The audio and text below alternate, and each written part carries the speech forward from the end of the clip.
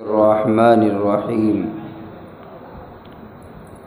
يا أيها الذين آمنوا لا تقولوا راعنا وقولوا انظرنا واسمعوا وللكافرين عذاب أليم ما يود الذين كفروا من أهل الكتاب ولا المشركين أن ينزل عليكم من خير من ربكم والله يختص برحمته من يشاء والله ذو الفضل العظيم ما ننسخ من آية أو ننسها نأتي بخير منها أو مثلها ألم تعلم أن الله على كل شيء قدير ألم تعلم أن الله له ملك السماوات والأرض وما لكم من دون الله من ولي ولا نصير۔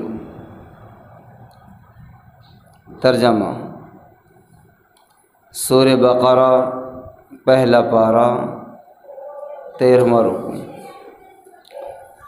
یا ایھا الذین آمنوا لا تقولوا راعنا، اے ایمان والو مت کہو تم راعنا، وقولوا انظرنا واسمعوا، اور کہو انظرنا، واسمعوا اور سنو، وللکافرین عذاب علیم، کافروں کے لیے دردناک عذاب ہے۔ ما يود الذين كفروا من أهل الكتاب ولا المشركين أن ينزل عليكم من خير من ربكم، اور نہیں چاہتے ہیں وہ لوگ جنہوں نے کفر کیا اہل کتاب میں سے اور نہ مشرکین، أن ينزل عليكم من خير من ربكم، یہ کہ نازل کیا جائے تمہارے اوپر کوئی خیر تمہارے رب کی جانب سے۔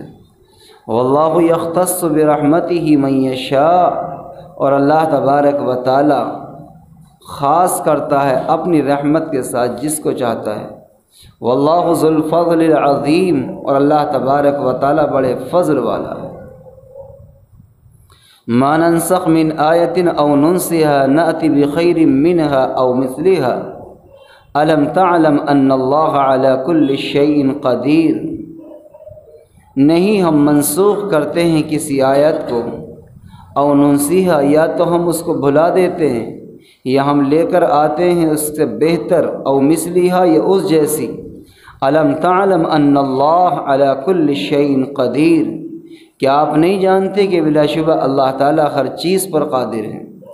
الم تعلم ان اللہ لہ ملک السماوات والارض، کیا نہیں جانتے آپ کہ بلا شبہ اللہ تبارک و تعالیٰ وہ ہے کہ اس کے لیے آسمانوں اور زمین کی بادشاہت ہے۔ وما لکم من دون اللہ، اور نہیں ہے تمہارے لیے اللہ کے علاوہ من ولی ولا نصیر، نہ کوئی مددگار اور نہ کوئی حمایتی۔ ام تريدون ان تسألوا رسولکم کما سئل موسیٰ من قبل، کیا تم یہ چاہتے ہو کہ تم بھی ایسے ہی سوال کرو اپنے رسول پاک صلی اللہ علیہ وسلم سے جیسے کہ سوال کیے گئے موسیٰ علیہ السلام سے اس سے پہلے۔ وَمَن يَتَبَدَّلِ الْكُفْرَ بِالْإِيمَانِ، جو شخص تبدیل کرتا ہے کفر کو ایمان کے ساتھ، فَقَدْ ضَلَّ سَوَاءَ السَّبِيلِ، بس تحقیق کہ وہ گمراہ ہے اور برا راستے پر ہے۔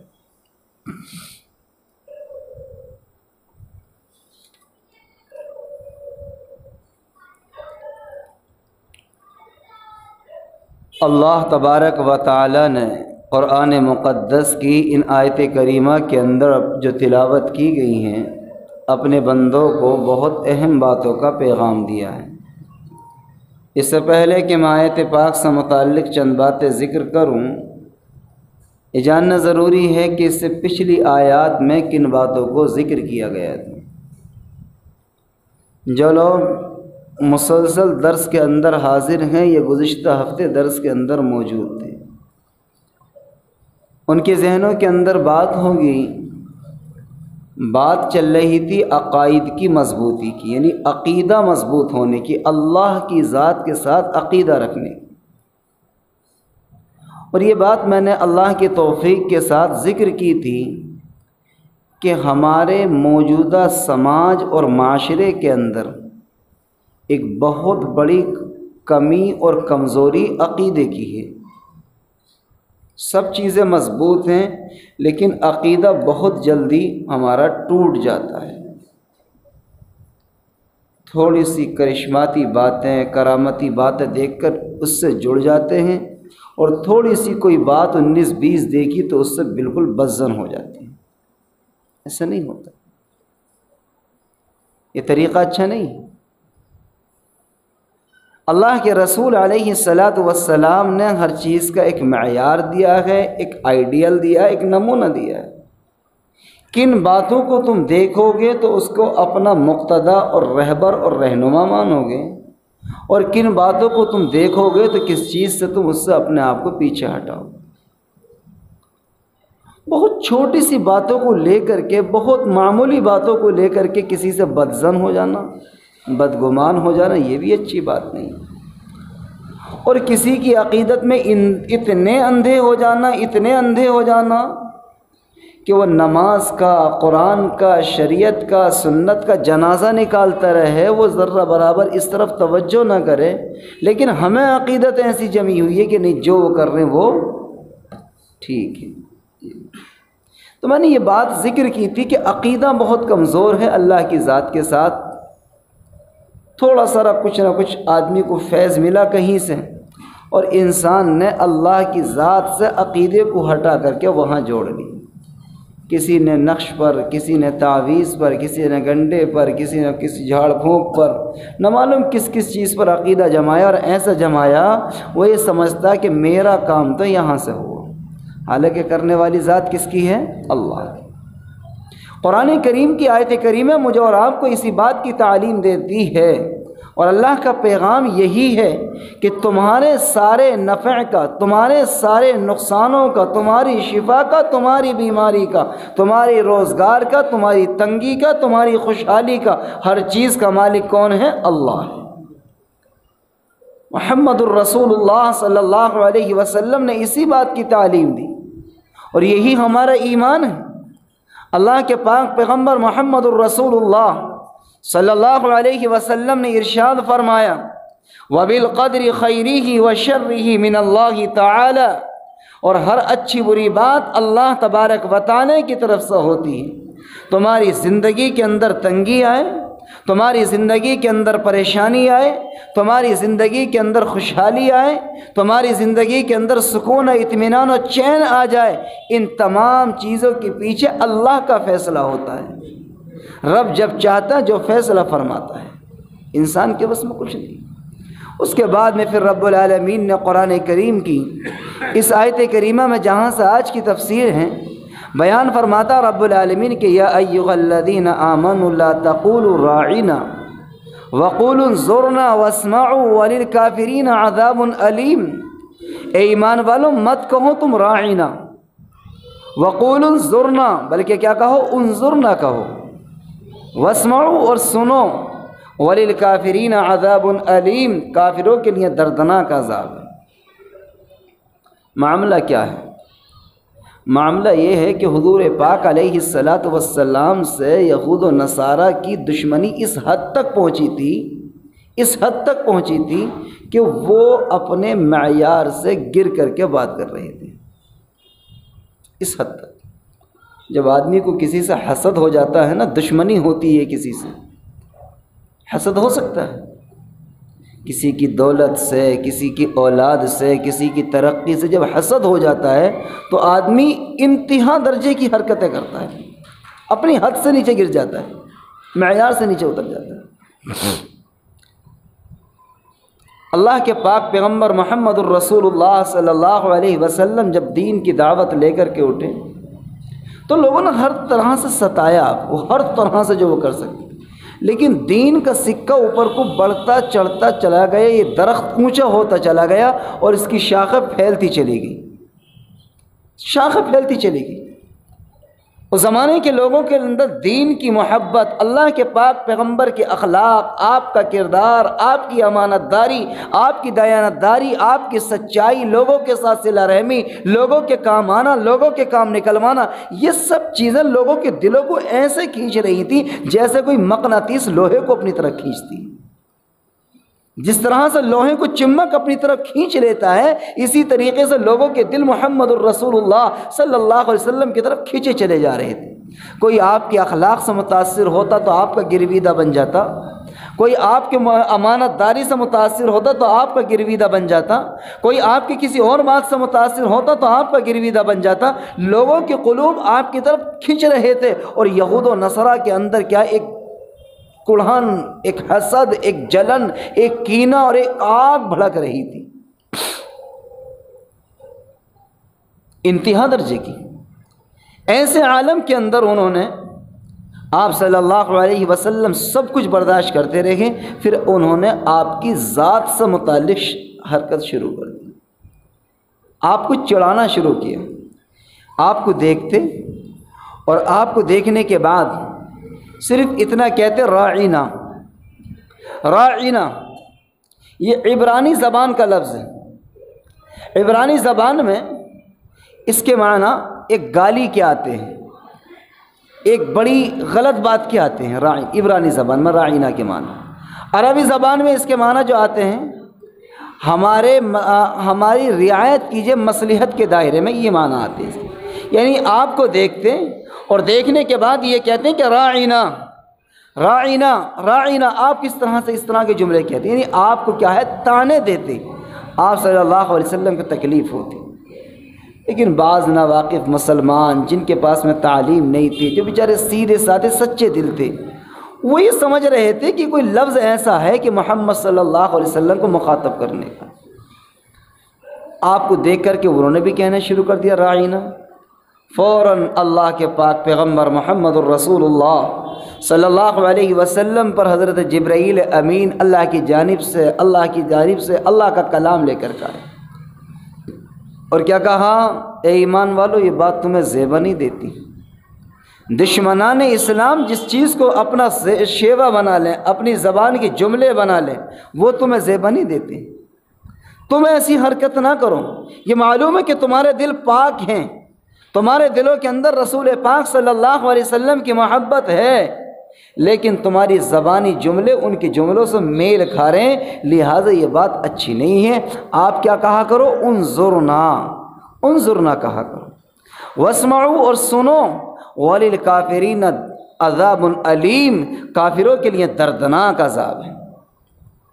یہ کفار و مشرکین جن کے پاس میں ایمان نہیں، جن کے پاس میں قرآن کا نور نہیں، جن کے پاس میں اللہ کی جانب سے ہدایت نہیں، جن کے پاس میں آپ محمد الرسول اللہ صلی اللہ علیہ وسلم کی رسالت کی محبت نہیں، فرمائیں کہ یہ تو آپ صلی اللہ علیہ وسلم سے حسد، بغض، عناد، دشمنی کی بنیاد پر ایسی حرکت کرتے ہیں، لیکن آپ اپنی جانب سے کوئی ایسی حرکت نہ کیجیے، ایسی حرکت نہ کریں۔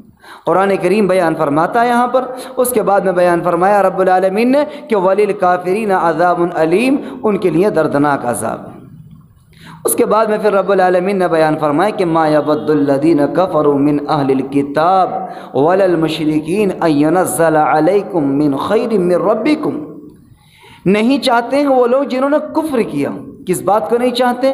من اہل الکتاب ولا المشرکین، وہ یہ بات نہیں چاہتے اہل کتاب جنہوں نے کفر کیا ہے، اور نہ مشرکین اس بات کو چاہتے ہیں۔ کس بات کو نہیں چاہتے یہ لوگ؟ فرمائے کہ ان ينزل علیکم من خیر من ربکم واللہ یختص برحمتہ من یشاء، یہ بات نہیں چاہتے کہ وہ اللہ تبارک و تعالیٰ کی جانب سے تمہارے اوپر کوئی خیر کی بات اترے۔ اللہ تبارک و تعالیٰ اپنے پاک پیغمبر محمد الرسول اللہ صلی اللہ علیہ وسلم کے اوپر جب کوئی آیت کریمہ نازل فرماتا، جب قرآن کا کچھ حصہ نازل ہوتا، جب قرآن کریم حضور پاک علیہ السلام کے اوپر اترتا، تب تک یہود و نصارہ کے اوپر کیا ایک کھلبلی، ایک بے چینی، ایک جلن، ایک دشواری پیش آتی، ایک عجیب سی کیفیت بننا شروع ہو جاتی ان کی، اور وہ پریشان رہتے کہ پتہ نہیں اب کیا حکم آ گیا، پتہ نہیں اللہ ان کو کیا آسانی دے گا، پتہ نہیں اللہ تبارک و تعالیٰ کی جانب سے کیا ان کے لیے تمغہ ملے گا، کیا اعزاز ملے گا، کون سے عزت کے مقام سے نوازا جائے گا۔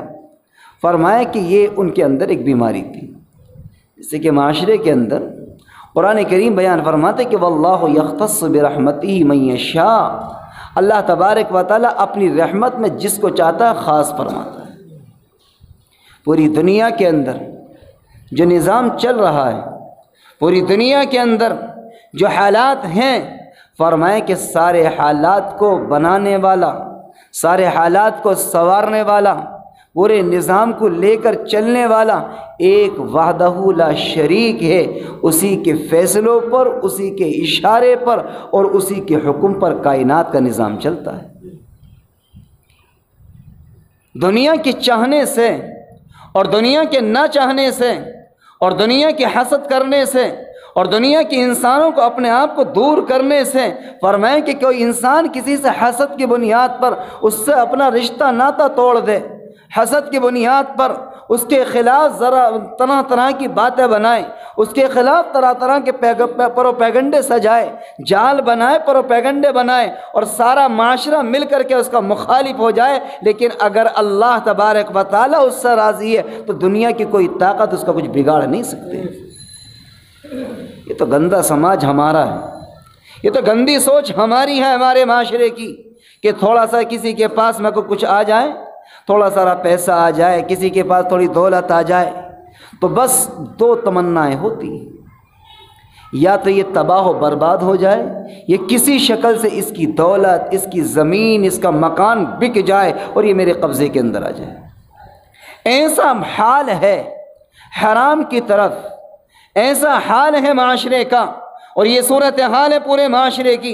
الا ماشاء اللہ میں کسی کو نام لے کے نہیں کہتا، لیکن میں یہ کہتا ہوں جو موجودہ صورتحال ہے، صحابہ اکرام رضوان اللہ علیہم اجمعین کے اندر ان کے قلوب میں ایسی محبت محمد الرسول اللہ صلی اللہ علیہ وسلم نے ڈالی تھی کہ وہ ایک دوسرے کے لیے اپنی قربانیاں دیا کرتے تھے، جس کو قرآن نے بیان فرمایا یؤثرون علی انفسہم ولو کان بہم خصاصہ ومن یوق شح نفسہ۔ صحابہ اکرام کی صفات یہ تھی، اگر ان کے پاس کم بھی ہوتا اور سامنے ضرورت مند آ جاتا اور سامنے ضرورت والا آ جاتا تو اس کو وہ اپنے اندر کی چیز نکال کر کے دے دیا کرتے تھے کہ تمہارا کام نکل جائے، اللہ تبارک و تعالیٰ مجھے اس پر اجر دے دے گا۔ اور آج معاشرے کی صورتحال کیا ہے؟ انتہا درجے کا ظلم ہے، ہر طرف ظلم کی آگ بھڑک رہی ہے۔ اللہ کے رسول علیہ الصلاۃ والسلام نے فرمایا کہ معلوم کیا حضور پاک علیہ الصلاۃ والسلام سے کہ اللہ کی ناراضگی کی علامت کیا ہے، اللہ کی ناراضگی کی کیا علامت ہے، ہم کیسے پہچانیں کہ ہمارا رب کریم، ہمارا خالق و مالک ہم سے راضی ہے کہ ناراض ہے؟ فرمائیں کہ اللہ کی ناراضگی کی جہاں بہت سی علامتیں ہیں، ان علامتوں میں سے ایک علامت یہ بھی ہے کہ اللہ تبارک و تعالیٰ اپنے بندوں پر جب ان سے ناراض ہوتا ہے تو بارش کو روک لیتا ہے، اور اگر بارش ہوتی ہے تو بے وقت ہوتی ہے، بے موسم بارش ہوتی ہے، اور اتنی ہوتی ہے کہ جتنی کی ضرورت نہیں، اور جب ضرورت ہوتی ہے تو اس وقت میں بارش نہیں ہوتی۔ یہ اللہ کی ناراضگی کی علامت ہے۔ صحابہ اکرام نے معلوم کیا کہ یا رسول اللہ، ہماری جان، ہمارے ماں باپ آپ پر قربان، یا نبی کریم صلی اللہ علیہ وسلم یہ بتا دیجئے اس کے اسباب کیا ہیں، کیا غلطیاں ہیں جس کی بنیاد پر اللہ تبارک و تعالیٰ کی ناراضگی ہمارے اوپر اترتی ہے، اللہ کا غضب ہمارے اوپر ہوتا ہے، اس کے اسباب کیا ہیں، کس وجہ سے اللہ تبارک و تعالیٰ ہم سے ناراض ہوتا ہے؟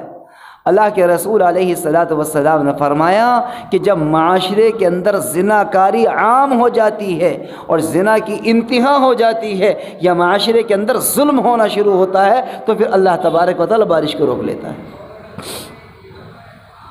آج ہر طرف ظلم ہے، امیر غریب پر، بڑا چھوٹے پر، طاقتور کمزور پر، جس کے پاس 4 پیسے ہیں، جس کے پاس کیا ہے تھوڑی طاقت ہے، افراد زیادہ ہیں، خاندان بڑا ہے، تھوڑا مضبوط ہے، معیشت کے اعتبار سے مضبوط ہے، بس وہی چاہ رہا کہ کسی بھی صورت سے ظلم ہو جائے، ظلم پر اترا ہوا ہے۔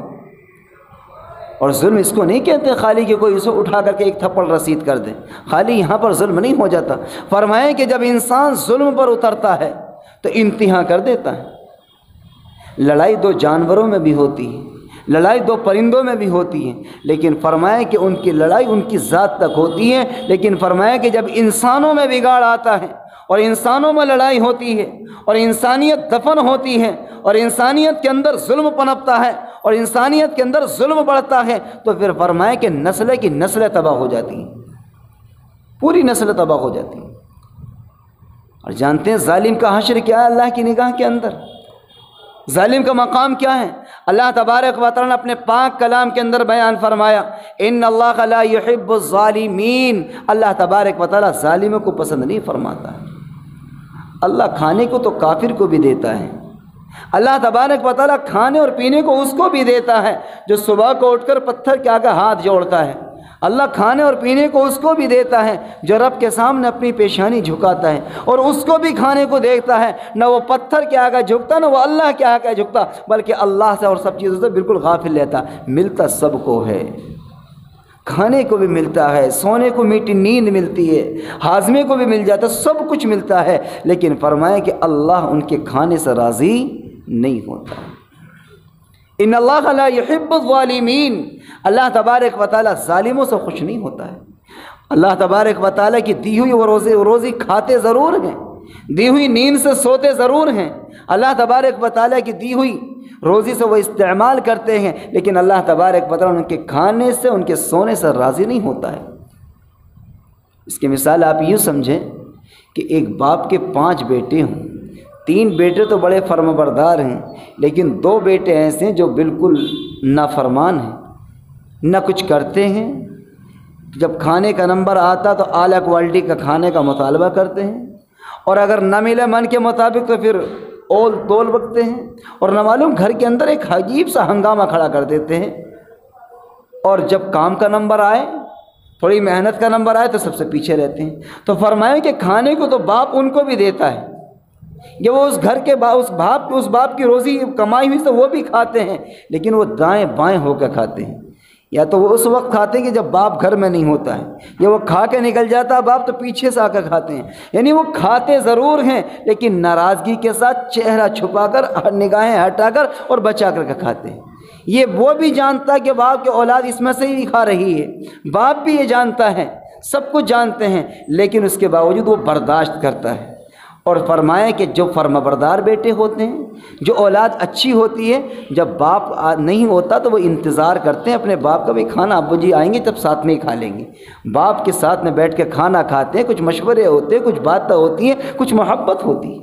تو فرمائیں کہ معاشرے کی مثال بالکل اسی طریقے پر ہے، اور رب العالمین کا نظام بھی کچھ اسی طریقے پر ہے کہ اللہ تبارک و تعالیٰ کے کچھ بندے وہ ہوتے ہیں جو رب کی ناراضگی کے ساتھ کھاتے ہیں، اور اللہ تبارک و تعالیٰ کی ناراضگی کے ساتھ میٹھی نیند لیتے ہیں۔ اللہ نہ فرمائے کہ میری ناراضگی کی سب سے پہلی علامت یہ ہے کہ جب اللہ تبارک و تعالیٰ کسی سے ناراض ہوتا تو اس سے نیک اعمال کی توفیق چھینتا ہے، اور فرمائے کہ ناراضگی کے اعمال میں سب سے پہلا عمل یہ ہے کہ جب انسان کسی پر ظلم کرتا ہے اور انسان ظالم بنتا، ظلم پر اترتا ہے، اللہ تبارک و تعالیٰ اس سے ناراض ہو جاتا ہے، ظالم آدمی سے ناراض ہوتا ہے۔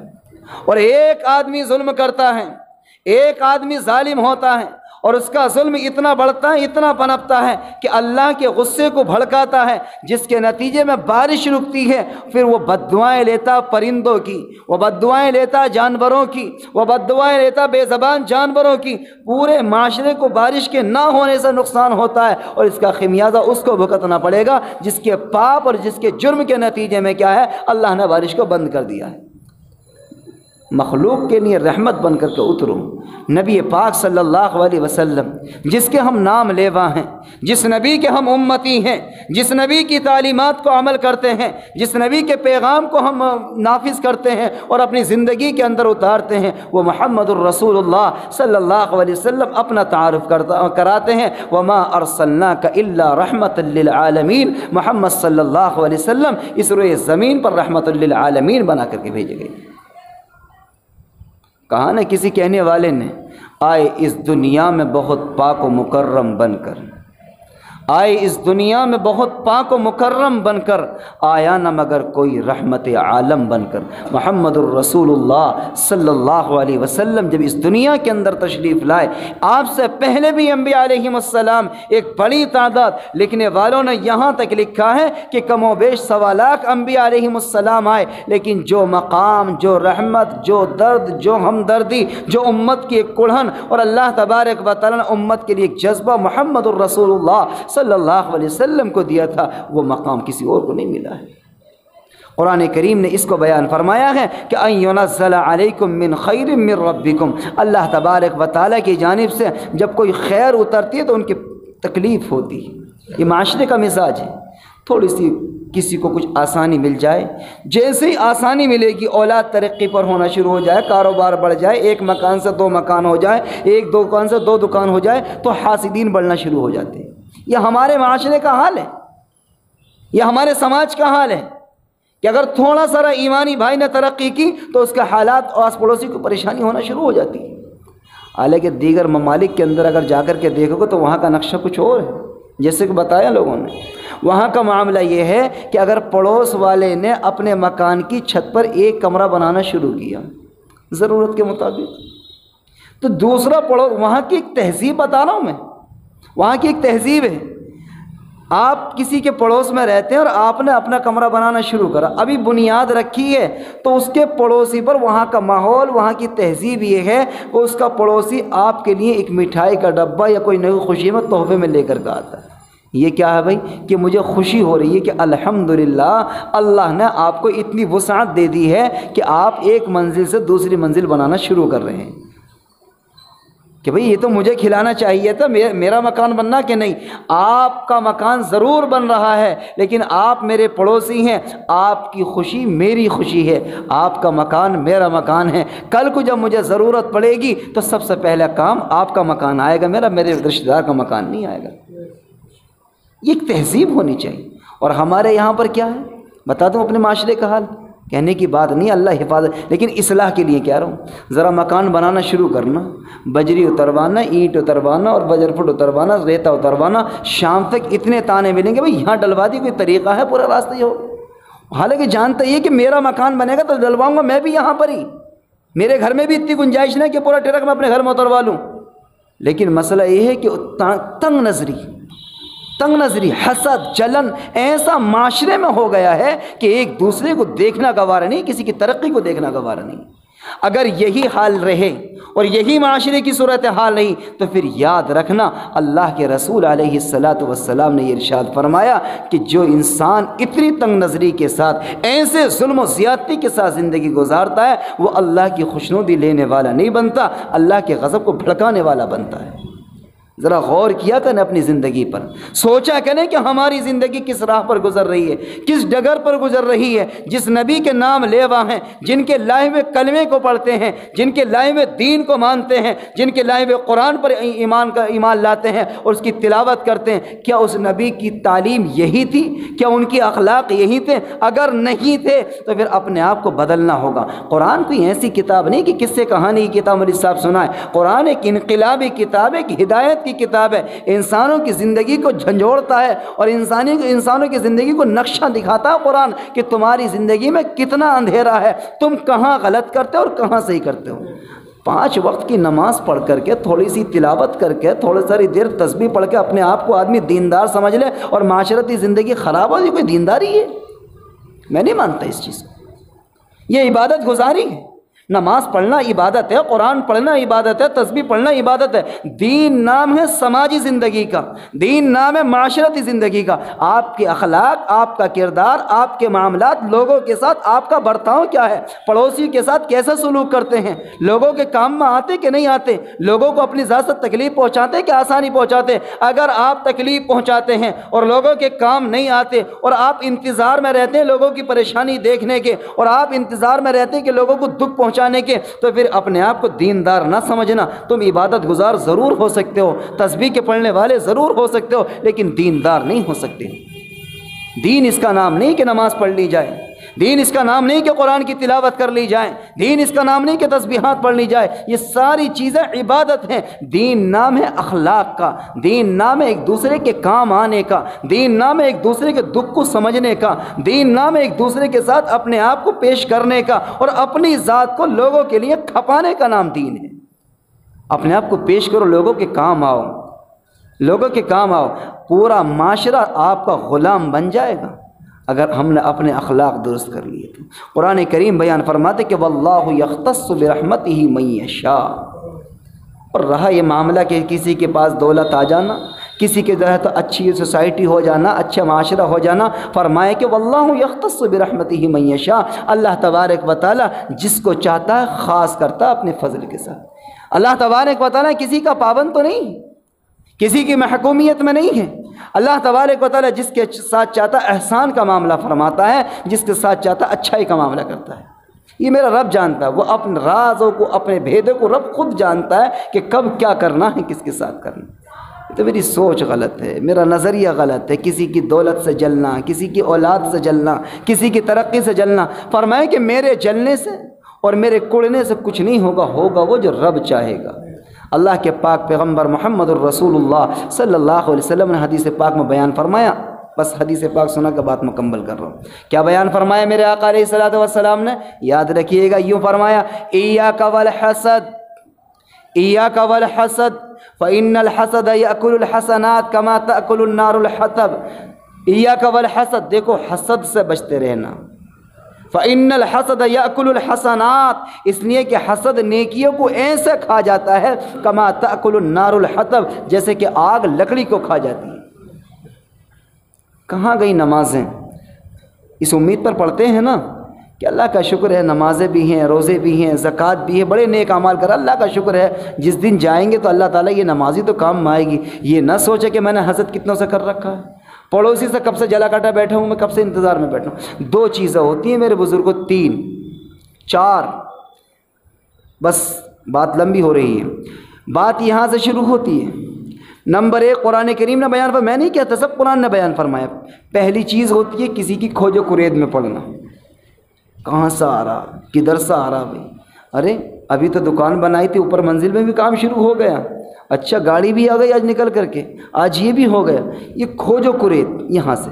اس کے بعد میں پھر غیبت شروع ہوتی ہے، غیبت کے بعد میں پھر کیا ہوتا ہے؟ فرمایا کہ پھر حسد، پھر کینہ، یہ ساری چیزیں معاشرے کے اندر پنپتی ہیں، جس کو قرآن نے بیان فرمایا، وَلَا تَجَسَّسُوا وَلَا يَغْتَبْ بَعْضُكُمْ بَعْضًا أَيُحِبُّ أَحَدُكُمْ أَن يَأْكُلَ لَحْمَ أَخِيهِ مَيْتًا فَكَرِهْتُمُوهُ۔ تم ایک دوسرے کی کھوج و کرید میں نہ پڑو، ٹٹول میں نہ پڑو، کہاں سے آ رہا تم سے حساب نہ لیا جائے گا۔ اگر اس کے پاس آ رہا تو وہ حساب اللہ کو اپنا آپ دے دے گا، تم سے نہیں پوچھے گا اللہ اس کی دولت کا حساب۔ اگر اس کے ہاں فاقے ہو رہے ہیں تو واقعی تمہاری فکر مندی کی بات ہے۔ میرے آقا نے یوں نہیں فرمایا کہ اگر کسی کے پاس میں دولت زیادہ ہو اور اس کے ہاں 3 کھانے بننے ہو تو تمہارا فرض بنتا ہے کہ اس کے ہاں سے 1 کھانا اٹھا لو، بلکہ میرے آقا نے کیا فرمایا؟ اگر تمہارے پڑوس میں فاقے ہو رہے ہوں تو فرمایا کہ تمہارا فرض بنتا ہے کہ 1 پیالہ ترکاری کچھ نہ کچھ پڑوس میں بھی پہنچا دیا گا۔ کسی بڑھتے ہوئے کو نہ روکو، کسی کی بڑھتی ہوئی دولت سے، بڑھتی ہوئی ترقی سے نہ جلو، بلکہ کہ کسی کمزور کے کام میں آنے والے بنو، کسی کمزور کے کام میں آنے والے بنو۔ لوگوں کی دعائیں قرآن کریم بیان فرماتا، آخری پیغام ہے، فرمایا کہ واللہ ذو الفضل العظیم، آخری پیغام، پوری تفسیر کا خلاصہ، واللہ ذو الفضل العظیم، اللہ تبارک و تعالیٰ بڑے فضل والا ہے، بڑے فضل والا ہے۔ کہا نا کسی کہنے والے حضرت مولانا شیخ زکریا صاحب نے فضائل اعمال کے اندر لکھا نا، اس کے الطاف تو عام ہیں شہیدی سب پر، اس کے الطاف تو عام ہیں شہیدی سب پر۔ الطاف جانتے ہیں؟ لطف کی جمع ہے جس کے معنی آتے ہیں مہربانی۔ اس کے الطاف تو عام ہیں شہیدی سب پر، تجھ سے ہی کیا ضد تھی اگر تو کسی قابل ہوتا۔ قرآن کریم وہی تو فرماتا ہے، چڑو نہیں کسی کی ترقی سے، کچھ نہیں، فرمایا کہ اس رب سے تم بھی مانگو، اس رب کے خزانے میں کمی نہیں ہے، جو رب اس کو دے رہا وہ تم کو بھی دے دے گا، لینے والے بنو۔ رب کے خزانے میں کمی نہیں، ہمارے لینے میں کمی ہے۔ ہم اللہ کو منائیں، اللہ کو راضی کریں، اور صرف دنیا کی دولت کو نہ دیکھیں، بلکہ یہ دیکھیں اگر اللہ نے اس کو یہ نعمت دے رکھی ہے تو مجھے کچھ اور دے رکھا ہوگا، جو میرے پاس ہے وہ اس کے پاس نہیں، جو اس کے پاس ہے میرے پاس کون سی بات ہے۔ یہ رب جانتا ہے کس کو کیا دینا اور کس وقت دینا ہے۔ قرآن کریم نے بیان فرمایا واللہ ذو الفضل العظیم، اللہ تبارک و تعالیٰ بڑے فضل والا ہے، بڑے فضل والا ہے رب العالمین۔ اس کے بعد میں پھر رب العالمین نے قرآن پاک کی آیتوں سے متعلق بات بیان فرمائی ہے۔ وہ انشاءاللہ زندگی بخیر رہی تو آئندہ ہفتے بات آئیں گی۔ اللہ تعالیٰ مجھے اور آپ کو عمل کی توفیق نصیب فرمائے۔ کوئی سوال ہو معلوم کرنا تو معلوم کر سکتے ہیں۔ اللہ اکبر۔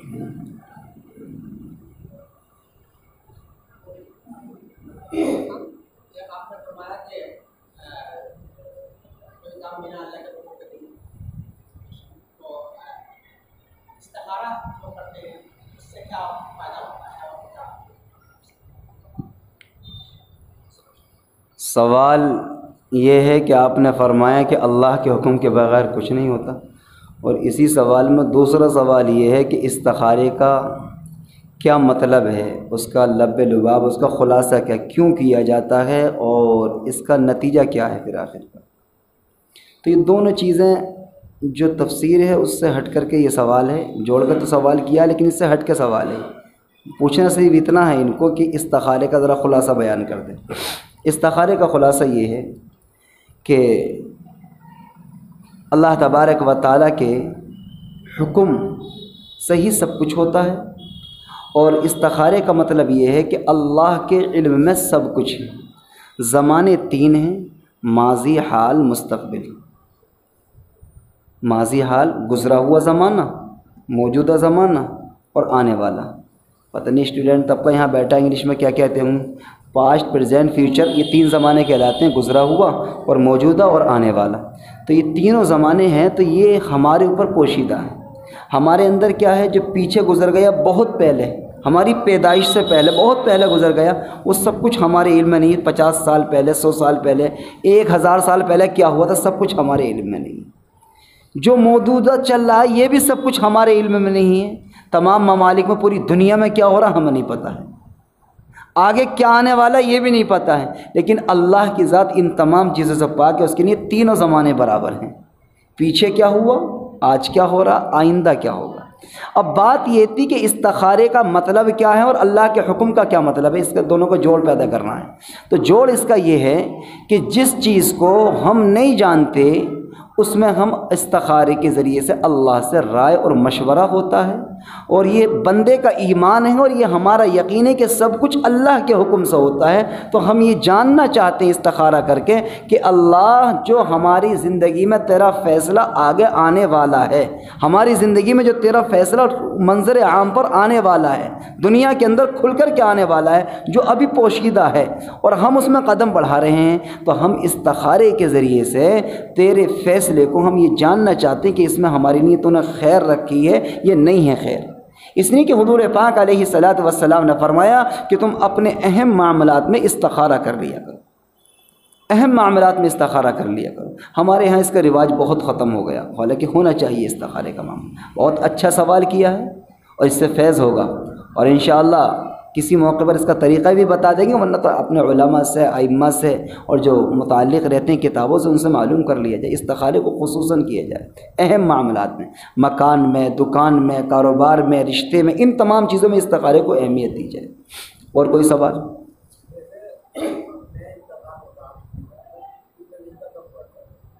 یہ کہہ رہے ہیں بھائی کہ کسی کا انتقال ہو جائے تو شریعت کی طرف سے کتنے دن سوگ منانے کی، غم منانے کی اجازت ہے؟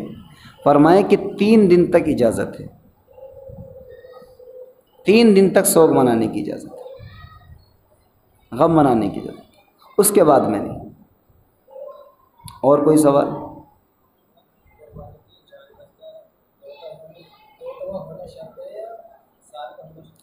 یہ سوال قربانی کے تعلق سے ہے کہ قربانی کے جانور کا دوتا ہوا ہونا شرط ہے کہ سال بھر کا ہونا شرط ہے۔ دیکھیے، شرط اور دوتا ہوا دونوں چیزیں الگ الگ ہیں۔ دوتا ہوا ہونا یہ علامت ہے، شرط نہیں ہے۔ سال بھر کا ہونا یہ شرط ہے۔ دوتا ہوا ہونا یہ 1 سال ہونے کی علامت ہے۔ جیسے کہ آپ اس کی مثال یوں سمجھیں کہ کوئی آدمی یہ اندازہ لگانا چاہے کہ سامنے والا انسان بالغ ہے کہ نابالغ ہے۔ ایک شخص ہے، نماز پڑھانے والا کوئی نہیں، یہ چاہ رہے ہیں کہ بھئی ہم نماز پڑھا لیں، محلے کے ایک حافظ صاحب ہیں، لیکن لوگوں کو شک ہو رہا کہ پتہ نہیں بالغ بھی ہیں کہ نہیں ہیں۔ تو لکھا یہ ہے کہ جس کی لبیں نکل آئیں، جس کی مونچھیں نکل آئیں، اس کو کیا ہے، بالغ کا حکم لگا دیا جاتا ہے، یہ اس کی علامت ہے۔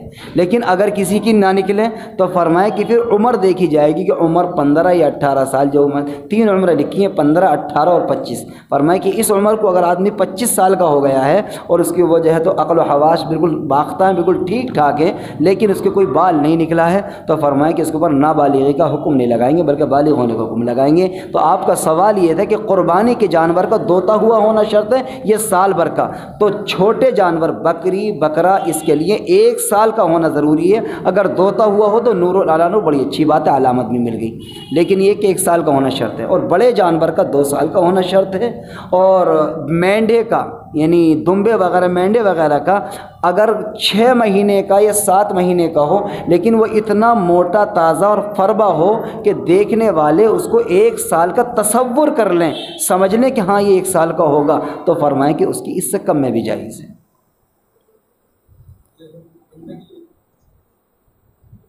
اور بھائی نہیں، ان کا سوال ذکر کرتے سمجھ میں نہیں آیا۔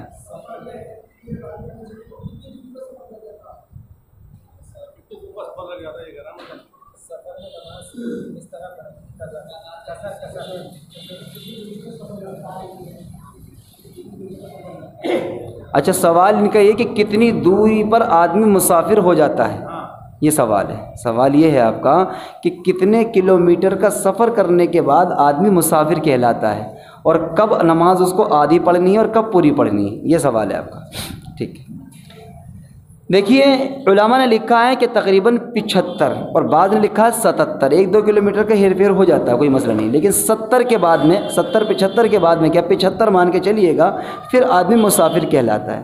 اگر ایک جانب سے آدمی نے سفر کیا اور وہاں پر جو ہے وہ 70-75 کلومیٹر چلا گیا تو وہ مسافر کہلائے گا۔ 60 کلومیٹر ہے تو پھر مسافر نہیں کہلائے گا، ایک طرف کا ہے۔ ایک بات یہاں پر ایک نقطے کی بات میں بتا دیتا ہوں اپنی طرف سے، بات ذہن میں آ گئی میرے، ابھی کس کی برکت صحیح سمجھ میں۔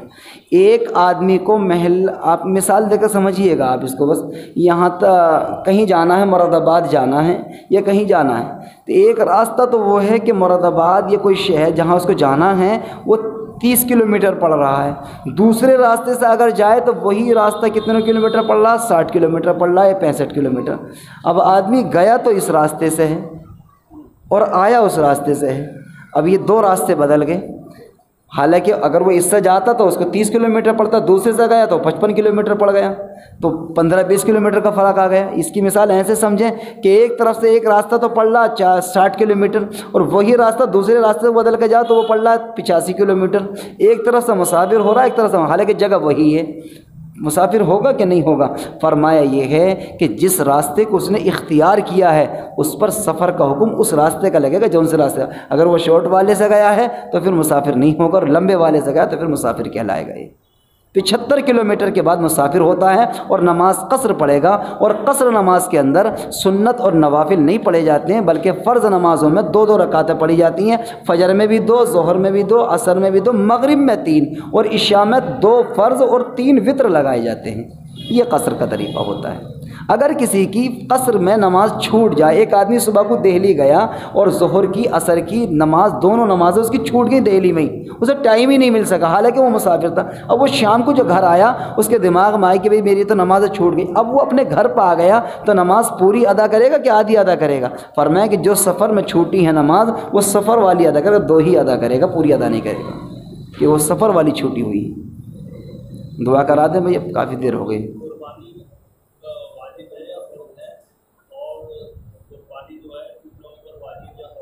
بڑا تفصیلی سوال ہے، معافی چاہیں گے، تو ٹائم ہمارا اجازت نہیں دے رہا۔ دعا پڑھ لیں، بس دعا کا بھی ٹائم نہیں۔ سبحان اللہ وبحمدہ، سبحانک اللہم وبحمدک، ونشہد ان لا الہ الا انت، ونستغفرک ونتوب الیک، سبحان ربک رب العزت عما یصفون، وسلام علی المرسلین، والحمد للہ رب العالمین۔ یہ قربانی کا دورہ چل رہا ہے، اور میں سمجھ رہا ہوں کہ ضرورت ہے، اور بڑی دلچسپی کے ساتھ آپ لوگ سوال کرتے ہیں، تو میری درخواست یہ ہے بہت ہی ادب کے ساتھ تمام ساتھیوں سے، نوجوانوں سے بڑی محبت کے ساتھ، بڑوں سے بڑے ادب کے ساتھ، کہ اپنے سوالات کو تفسیر کے شروع ہونے سے پہلے پرچے یہاں آ جایا کریں، تو میرے ذہن میں پہلے سے ہی سیٹ ہوگا کہ ہاں ابھی اتنے سوالوں کا جواب بھی دینا ہے، تو صحیح ٹائم سے تکمیل ہو جائے گی۔ کیونکہ بعض ساتھی ہمارے ایسے ہیں جو قرآن کی محبت میں تشریف لاتے ہیں، لیکن وہ یہ سوچ کے آتے ہیں کہ آدھے گھنٹے کے ہی طرح بیٹھ جاتے ہیں، لیکن ایسا نہ ہو کہ جو نظام ہے ہمارا وہ ٹوٹ گیا۔ آج اس کی معافی چاہیں گے، کافی دیر ہو گئی ہے، پہلے تو مائک کی خرابی تھی، دوسرے بعد میں پھر یہ دیر ہو گئی، مضمون بھی طویل تھا۔ آج کی معافی، انشاءاللہ اس کا آئندہ خیال رکھا جائے گا کہ آدھے گھنٹے کے اندر ہی بات کو مکمل کریں گے۔ سوالات کا یہ ہے کہ کوشش یہ کریں کہ پہلے پرچے میں لکھ کے یہاں جمع کر دیں، تو اس میں آسانی ہو جائے گی انشاءاللہ۔ السلام علیکم ورحمۃ اللہ۔